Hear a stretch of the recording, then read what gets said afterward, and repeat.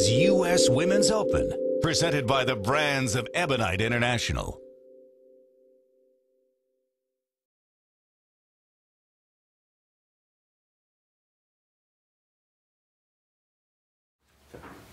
Well, hello, we're back here at the Ebonite Test Center. My name is Del Warren, Vice President of the Kegel Training Center, and I'm here with Kelly Kulick, Liz Johnson, and this is segment 2.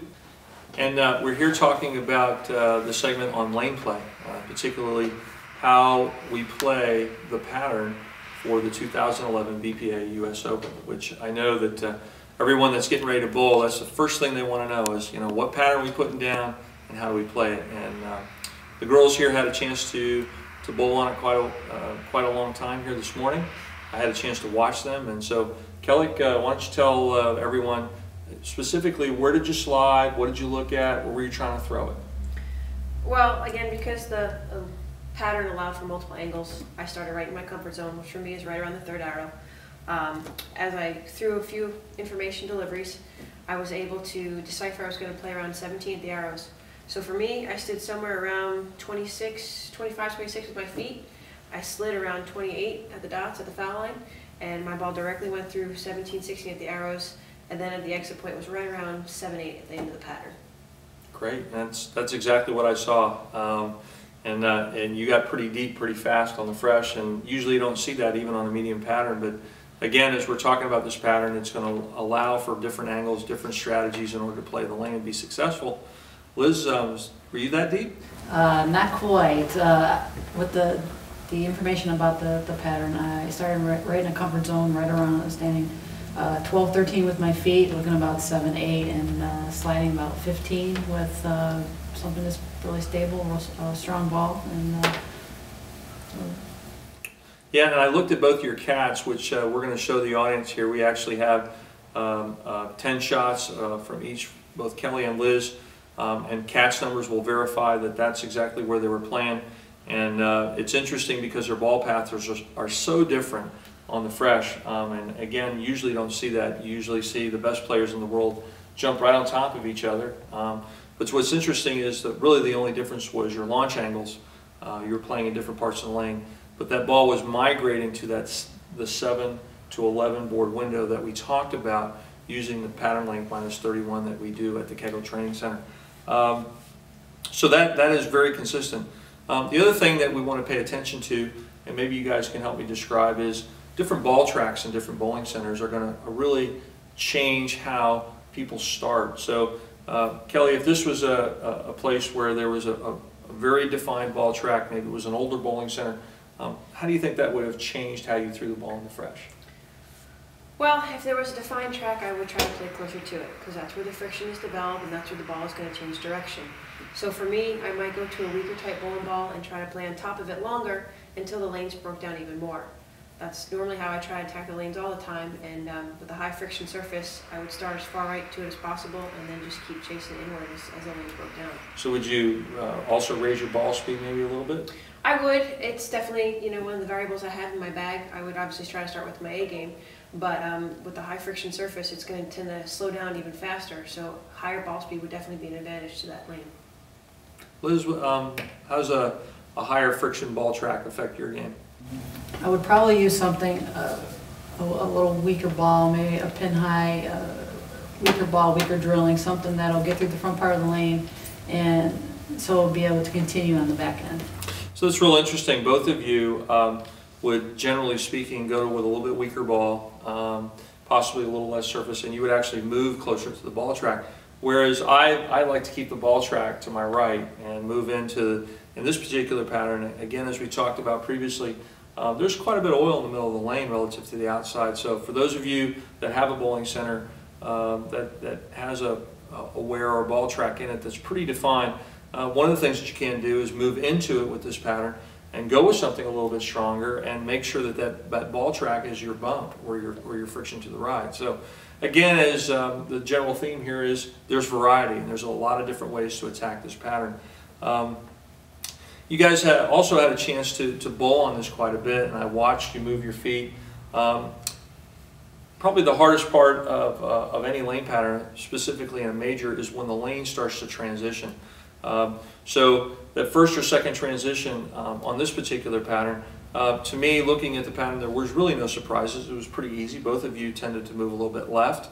I know that Kelly, you made a fairly big move. You actually made a ball change, and but you made a move too, but it wasn't nearly as big as Kelly. So I want to talk a little bit about to the audiences. Once the lane started to break down, what did you do?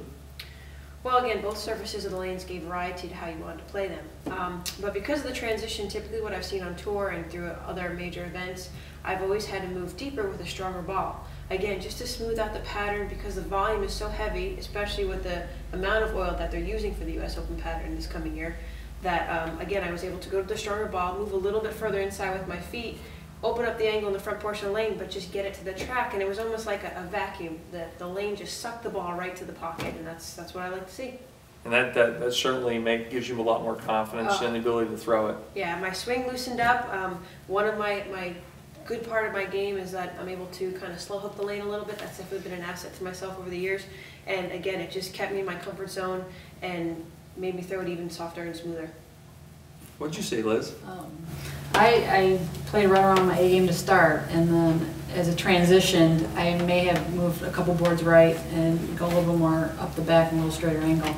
And as sometimes you get into the last couple games of the block, and you just might have to make that jump left. So you actually moved to the right. I moved to the right, yes. Interesting. And go a little bit up the back of it, and then I did jump a couple boards left. Interesting, because I did more at the Kegel Training Center. I actually did more of what you did. I actually went from my medium ball, grabbed a stronger ball, moved in, got away from the traffic, and had a great shot playing in. I actually got in the first transition around 18, but I actually had the ball up. So here's a case where a lot of people think that you start with your strong ball and you ball down. In this particular pattern, as we see a lot of times in competitive major tournaments, you actually start with a medium ball and you actually go to something stronger. That's your first move, as opposed to starting with something stronger and going weaker. So, well, every bowler, Dell, has that benchmark ball in their bag, and it's kind of something that's usually in the middle, and they can decipher, do they need to go below it or a step above it. So it's that benchmark ball and then making the adjustment from there. That's it, and that's exactly usually where I start. And I agree with Kelly. Usually the benchmark ball, and if you go maybe a little bit weaker than that, or even go a little stronger than that when you start to hit that transition. yeah. And usually benchmark for some of you out there, that's usually your favorite ball. That's the ball that you have the most confidence in. It's like your favorite pair of jeans, and it's also the ball that you can tend to use on a lot of different lane conditions. And ironically, it's the ball that you usually have the most confidence in, and that will also tell you which way to go, whether you want to go something a little bit weaker or something a little bit stronger. So this is great conversation, and that leads us to, what do you guys think the particular pattern is going to look like?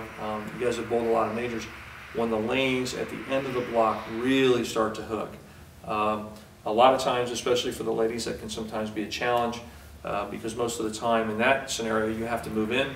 And I know that in the past the belief has been that you had to have throw a lot of bowling ball in order to play the inside angles. We certainly see with the girls team at Weber International, that's not the case at all. That you just you move in, you play a little bit tighter angles, and you go with something a little bit shinier, and maybe something that stays on line and kicks down the lane. So in your experience looking at this pattern, what do you think is going to happen in the later games?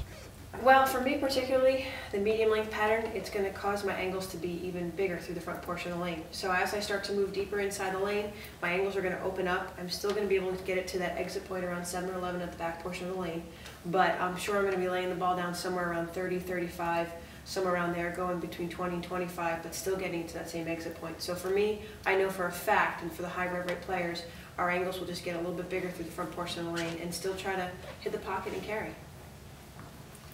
Is that what you're going to do? Yeah, for me personally, I probably use something, obviously something's going to get through the front part of the lane, but I like to do moves with more like my hand position, or even maybe loft a little bit more, and maybe use something a little more stable so nothing's going to jump. If it's not going to go, if it's going to go too long, something's going to squirt down the lane. It's going to go too long or put too much in the back end. So do you find that, and I have here in my notes because we see this more and more in today's game that as the lanes break down, the lane's actually wet dry, where the dry part of the lane in the front gets so dry that if you hit it, you literally go Brooklyn or miss the head pin to the left. And then if you get it in the front part of the lane in the fresh, which by then you're 17, 18, 19, 20 or left, the ball never hooks. So one of the scenarios that I think it probably could occur here is more like what you talked about, where the lane actually wet dries. And what I like to do and recommend to some of the students, particularly again working with the girls team at Weber, is using something a little more stable, using something that doesn't really respond all that hard, something with a little less surface, a little more polish, where they can actually move their focal points left, closer to the right side of the 3-pin, and keep the ball on line and get rid of that wet dry, but yet still have oil to the left and dry to the right. With today's bowling balls, you just need a little more axis rotation to knock the corner pin down. So again, there's several scenarios here, and I know that each one of you are going to attack those scenarios differently. And but with the variety of bowling balls and the variety of bowling centers out there, the participants just need to keep their eyes open and their options open, and just let their ball, let their bowling ball be their guide. Hi, I'm Kelly Kulik, 2010 US Open Women's Champion. I invite you ladies to come on out and sharpen your skills and learn about the game of bowling. You will be entitled to work with some of the best coaches there is in the sport of bowling. If you're looking to sharpen your skills, learn about the US Open pattern, and someday be a future competitor in this event, I encourage you to come out, put on your shoes, tie them up, and give it a go. You too can bowl to win. Bowling's U.S. Women's Open, presented by the Brands of Ebonite International.